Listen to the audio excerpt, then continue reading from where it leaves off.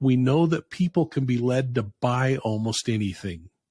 In addition to buying almost anything, people can apparently be led to believe almost anything. Cults know that if we knew from the get-go what we were in for and why, we would never join. It's as simple as that, close quote.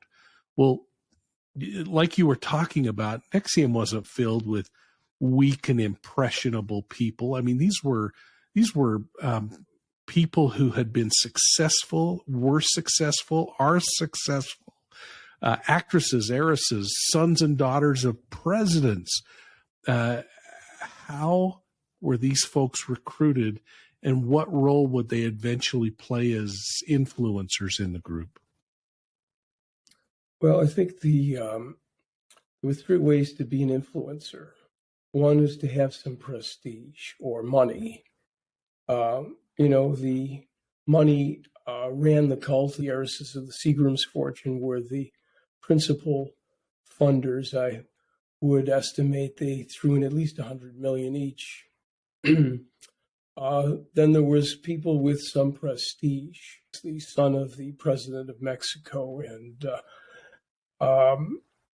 was another important influencer. He ran the Mexican branch, which was maybe more lucrative than the United States branches of NXIVM. Then there were actresses. Is now in Dublin Correctional Facility in California, serving a 3-year sentence for her role in the NXIVM scheme. She was a television star, the latter to escape without any criminal charges. So you had actresses, you had beautiful women, you had you would go to a class and there would be the TV star. You had actresses in Mexico, and then you had wealthy women, heiresses, and rich people in these classes. You had mostly not people who had earned the money themselves, but mainly people who had inherited money.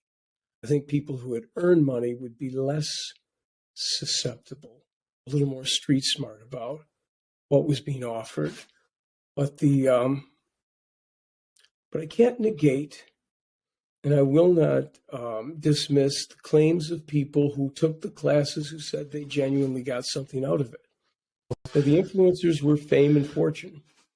Well, power helped, as Keith got more power. I mean, he told me once that he could snap his fingers. We were in Albany, New York, in his lieutenant's house, who's also about to serve a 4-year sentence.